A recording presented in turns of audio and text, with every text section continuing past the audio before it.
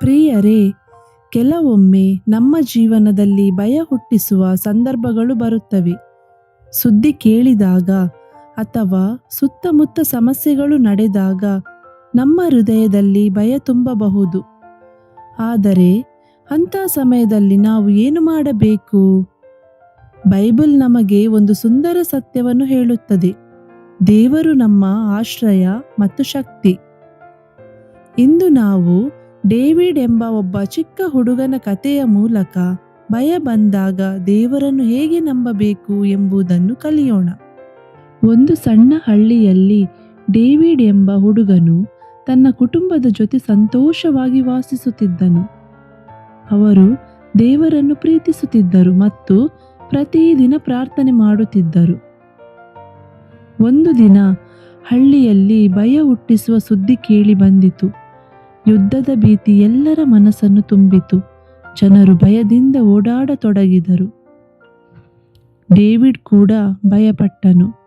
ಅವನು ತನ್ನ ತಾಯಿಯ ಬಳಿಗೆ ಹೋಗಿ ಕೇಳಿದನು, ಅಮ್ಮ, ನಾವು ಈಗ ಏನು ಮಾಡಬೇಕು?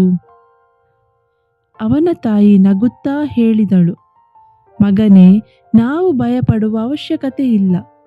ದೇವರು ನಮ್ಮ ಆಶ್ರಯ. ಅವರು ಇಬ್ಬರೂ ಸೇರಿ ಪ್ರಾರ್ಥನೆ ಮಾಡಿದರು.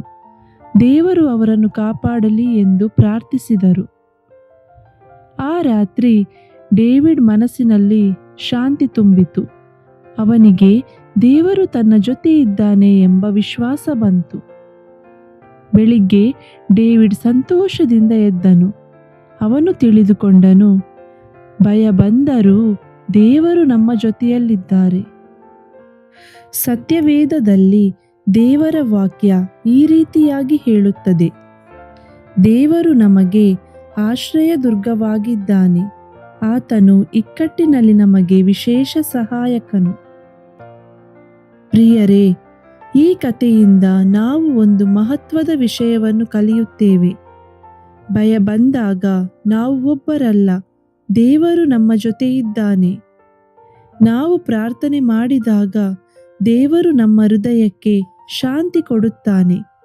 ಆದ್ದರಿಂದ ಯಾವ ಪರಿಸ್ಥಿತಿಯಲ್ಲಿದ್ದರೂ ದೇವರನ್ನು ನಂಬಿ. ದೇವರು ನಮ್ಮ ಆಶ್ರಯವೂ ಶಕ್ತಿಯೂ ಆಗಿದ್ದಾನೆ.